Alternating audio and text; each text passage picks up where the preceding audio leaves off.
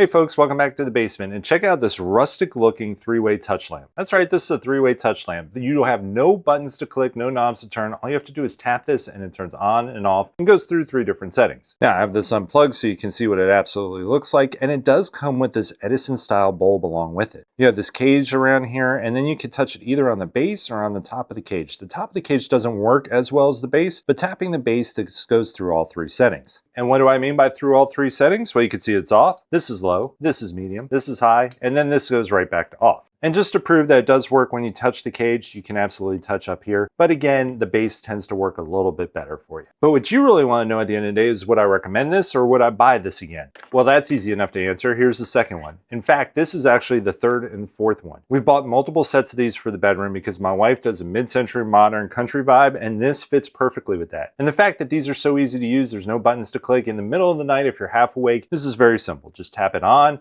or tap it off depending on whatever you need. So as always, I hope these short reviews help with your purchasing decision, and I hope you enjoy the rest of your shopping day.